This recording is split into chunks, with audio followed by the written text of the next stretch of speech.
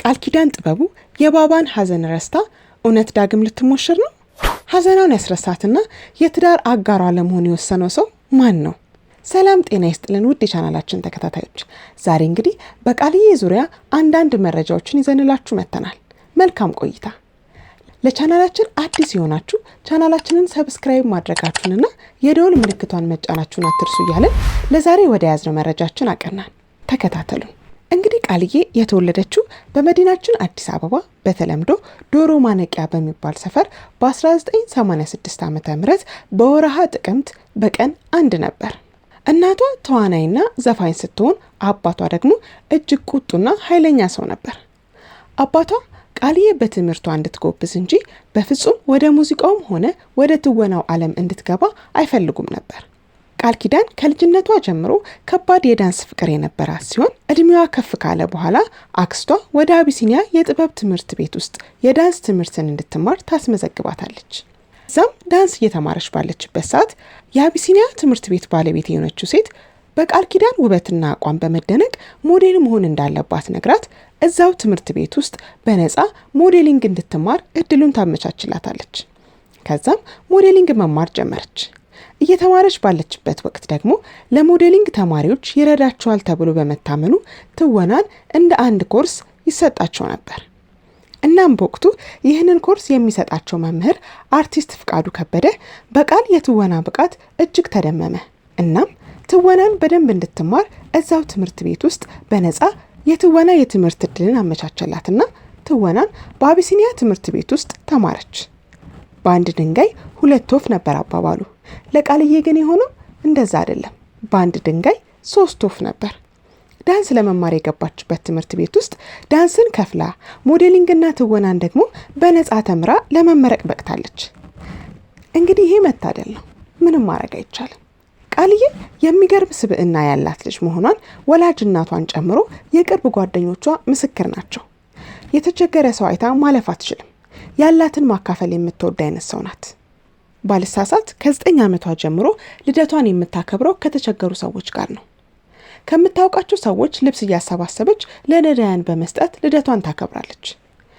መቄዶንያ እንዲህ ሳይታወቅና እንደዚህ ብዙ ረዳት ሳይኖረው በፊት ለልደቷ ጓደኞቿ የማይፈልጉትን ልብሶች እንዲሰጧት በማስገደድ ፈቃደኛ የሆኑትን አብረዋት እንዲመጡ በማድረግ ልደቷን በመቄዶንያ ከአረጋውያን ጋር ነበር የምታሳልፈው። ከቅርብ ጊዜ ወዲህ ግን በመቄዶንያ መታየቷ ቀርቷል። እናም ለምን ተብሎ በቀረበላት ጥያቄ አሁን ላይ መቄዶንያን ብዙ ሰው አውቆታል፣ ብዙ ረዳት፣ ብዙ ደጋፊ አለው። ስለዚህ እኔ አላስፈልገውም። እኔ የማስፈልገው ብዙ ሰው የማያውቀው ረዳት የሌለው ቦታ ላይ ነው በማለት ከመቄዶንያ ትራቅ እንጂ ከበጎ አድራጎት ስራዋ አለመራቋን በመግለጽ መልስ ሰጥታለች። የቃል እናት አርቲስት ዝናሽ ውቤ ስለ ቃል ተናግራ አትጠግብም። ስለ እሷ ለመናገር ስታስብ እንባ ይተናነቃታል። እኔ ሳልሆን ቃል ናት የኔ ናት በማለት በለቅሶ ነው ስለ ልጇ የምታወራው። ልጄ ለኔ ከአይምሮዬ በላይ ናት፣ ትለይብኛለች፣ ልበ ንጹህ ናት፣ ደግ ናት። እንደ እናት አንዳንዴ የደግነቷ ብዛት ያናድደኛል። እሷና ጓደኞቿ ያሉበትን የደረጃ ልዩነት ሳይ እበሳጫለሁ። ቃል ማለት ለፊልም ስራ የተሰጣትን ቀብድ ተቀብላ ለተቸገረ ሰው የቤት ኪራይ በመክፈል ጨርሳ የምትመጣ ልጅ ናት። ለራሷ አታውቅበትም። እንዲህ አድርጊ ብያት አላውቅም። ደግነቷ ከላይ ነው የተሰጣት በማለት ነበር እንግዲህ ስለ ልጇ የገለጸችው። ቃል እንግዲህ የተለያዩ ፊልሞችን በብቃት ተውናለች። ከነዚህም መካከል ቀይ ካርድ፣ ሰምታ ይሆን እንዴ፣ የኔታ፣ እውነት ሐሰት፣ ደስ የሚል ስቃይ የተሰኙት ፊልሞች ተጠቃሾች ናቸው። የበኩር ስራዋ የሆነው ደስ የሚል ስቃይ የተሰኘው ፊልም ነበር። ባባ ከሞተ በኋላ ደግሞ እንግዲህ ትዝታና ህጋዊ ድሃ የተሰኙ ፊልሞች ላይ በብቃት ተውናለች። በተከታታይ ድራማ ደግሞ እንግዲህ ከገበናና ከሰው ለሰው በመቀጠል እጅግ ተወዳጅነትን ባስገኘው እረኛዬ በተሰኘው ተከታታይ ድራማ ላይ በመተወን ድንቅ ብቃቷን ለማሳየት በቅታለች። እንግዲህ ቃልዬ በስራዎቿ ከጉማ እስከ ለዛ፣ ከለዛ እስከ የኢትዮጵያ ፊልም ፌስቲቫል አልፎም እስከ ኢንተርናሽናል ፊልም ፌስቲቫል ላይ ሳይቀር ለመሸለም የበቃች ድንቅ ተዋናይ ናት። ስለ ትወና ብቃቷና የተለያዩ ገጸ ባህሪያቶችን ስትጫወት እንዴት እንዳልከበዳትና እንዴት እንደምትወጣው ስትጠየቅ እንዲህ ነበር ያለችው። ገጸ ባህሪዎቹ የማይከብዱኝ ጥበብ ከፈጣሪ ስለሆነ ነው በማለት ነበር የመለሰችው። እንግዲህ ቃልዬ እንግዲህ በየሶሻል ሚዲያው በየድግሱ በየቃለ መጠይቁ የማትገኝና እዩኝ እዩኝ ማለት ከማይወዱ ጥቂት ኢትዮጵያውያን አርቲስቶች መካከል አንዷ ናት። በዚህ ዘመን ታዋቂውም ሆነ አዋቂው የበላውን የጠጣውን የተገኘበትንም ያልተገኘበትንም ቦታ በሚፖስትበት ጊዜ ቃልዬ ግን ሀዘኗንም ሆነ ደስታዋን አደባባይ ላይ ሳይሆን ከራሷ ጋር የምታሳልፍ ታዋቂም ብቻ ሳይሆን አዋቂ የሆነች ድንቅ ወጣት ናት። እንግዲህ ቃልዬና ባባ ተጋብተው አንድ ልጅ ወልደው መፋታታቸው ይታወቃል። ነፍሱን ይማረውና ከባባ ጋር የነበራት የትውውቅ ሂደት ይህን ነበር የሚመስለው። ባባ ዋናውን ገጸ ባህሪ በሚተውንበት ፊልም ላይ እሷ ደግሞ አጃቢ ተዋናይ ለመሆን ተጠርታ ትሄዳለች። ከመሄዷ በፊት ዝንጥ ብላ መምጣት እንዳለባት ተነግሯታል እና እሷን ብቻ ሳይሆን ሌሎቹንም ዘንጠው እንዲመጡ ነግሯቸው ነበር። ነገር ግን ሌሎቹ የተባሉትን አድርገው ሲመጡ ቃልዬ ግን የተተለተለ ጅንስ በስሊፐርና በቲሸርት ጸጉሯንም ደግሞ እንደ ነገሩ አድርገው ስፍራው ላይ ትደርሳለች። እናም ባባና ጓደኞቹ በግርምት ይመለከቷት ነበር። ከዛም ባባ ይቅርታ አፈጠጥንብሽ እንዴ ይላታል። እሷም አረ በጣም ቸከላችሁብኝ ትለዋለች። ከዛ በኋላ እሱ ይቅርታ እኛ ቆንጆ ናት ነው እየተባባልን ያለ ነው እሺ ይላታል። በዛው ማውራት ይጀምራሉ። ከዛ ንግግር በኋላ የተጀመረው መግባባት ወደ ጓደኝነት ይቀየራል። አልፎም ከጥቂት የጓደኝነት ጊዜ በኋላ ባባ ሽማግሌ ለቤተሰቦቿ ልኮ ያገባታል። እናም ወንድ ልጅ ይወልዳሉ።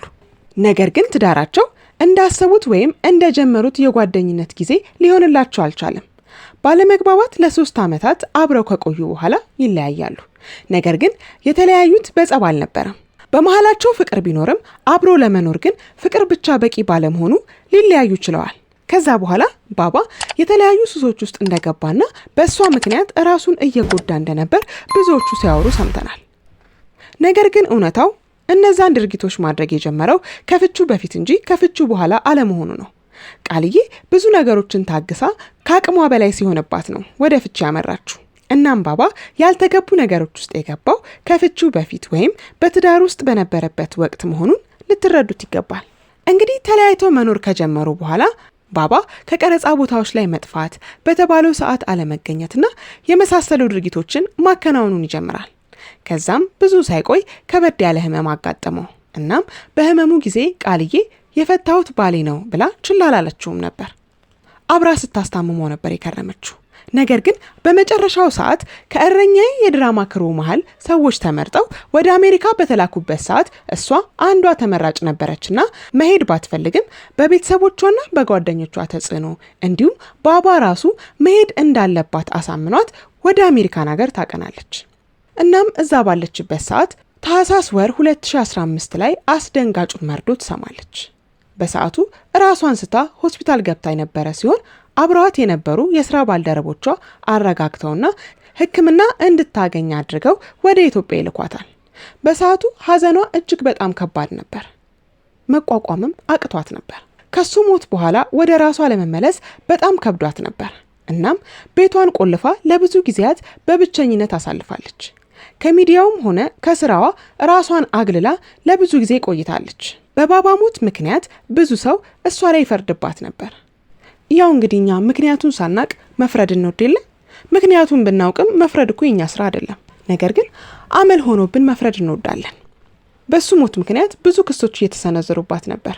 ማለትም ባባ የሞተው በእሷ ምክንያት ነው፣ እሷ ከተለየችው በኋላ ራሱን የመጠጥ ሱሰኛ እንዳደረገ፣ እሷ ስትለየው ተስፋ እንደቆረጠ፣ እጅግ ስሜቱ እንደተጎዳ፣ እናም ደግሞ በለቅሶ ሰዓት ራሱ ውሸቷን ነው፣ ለሰው ለማስመሰል ነው እንደዚህ የምትሆነው፣ ተዋናይ አይደለች፣ ራሷን ከወቀሳ ለማዳን ነው እንጂ ያን ያህል ሀዘኑ ተሰምቷት አይደለም ያሉም አልጠፉም ነበር። ነገር ግን ቃልዬ ለዚህ ሁሉ አልባሌ ክስና ወቀሳ አንድም ምላሽ አልሰጠችም ነበር። ሀዘኗን ቤቷ ውስጥ በሯን ዘግታ ነበር የተወጣችው። እንግዲህ ቃል ከሀዘኗ ለማገገም አመታትን ፈጅታለች። እንደምንም አገግማ ህጋዊ ድሃና ትዝታ የተሰኙ ምርጥ ፊልሞችን ለእይታ አብቅታልናለች። ትዝታ የተሰኘው ፊልም እንግዲህ ከባባ ሞት በኋላ የመጀመሪያ ስራዋ ነበር። እናም እሱን ስራ ለመስራት እጅግ በጣም ተቸግራ ነበር። እንደ ድሮ ቀልጠፍ ብላ መስራት ከብዷት ነበር።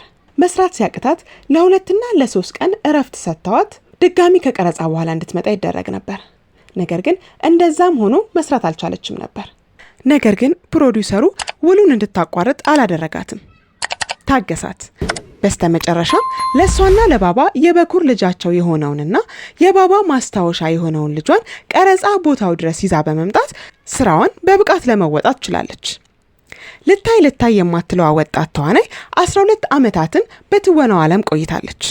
የትዝታ ፊልም ምርቃት ላይ እናቷ ከዛ ሁሉ ሀዘን ወጥተሽ እንደዚህ ጠንክረሽ በማየቴ በጣም ደስ ብሎኛል በማለት የወርቅ ሐብል አንገቷ ላይ አጥልቃላታለች። እንግዲህ ከዚህ ሁሉ የሀዘንና የድባቴ ጊዜ በኋላ ፊልም ለመስራት በቅታለች። ከዛም አልፎ እንግዲህ አዲስ ህይወትም ጀምራለች። እናም በቅርቡ ልትሞሸር እንደሆነም እየተነገረ ይገኛል። ማንን ነው የምታገባው ወደሚለው ጥያቄ ስንመለስ እንግዲህ እኛ እርግጠኛ የሆነ መረጃ እስካሁን አላገኘንም። ነገር ግን አንዳንዶች ተወዳጁ ተዋናይ እንግዳ ሰው ሀብቴን ልታገባ እንደሆነ እየገለጹ ይገኛል። ነገር ግን እኛ ትክክለኛውን መረጃ እንዳገኘን ለእናንተ የምናሳውቃችሁ መሆኑን እንገልጻለን። እንግዲህ ሌላው ደግሞ ቃልዬ አሁንም ድረስ የባባን እናት እየሄደች የምትጠይቅና በየጊዜው የምታቆርባቸው እንደሆነ ደርሰንበታል። ባባ በህይወት ቢኖር ኖሮ ሊያደርግላቸው የሚችለውን ነገር በሙሉ እያደረገች እየተንከባከበቻቸው ትገኛለች። እንግዲህ ቃልዬ ይህን የመሰለ ቅልብ ያላት ወጣት ናት። እንግዲህ ቃልዬ ሀሳብሽ ሰምሮ ውጥንሽ ተሳክቶ የምትካሽበት ህይወትን እንዲሰጥሽ እየተመኘን ለዛሬ የያዝነውን መረጃ እዚህ ጋር አገባደድን። ቸር ያሰማን ኢትዮጵያዊ።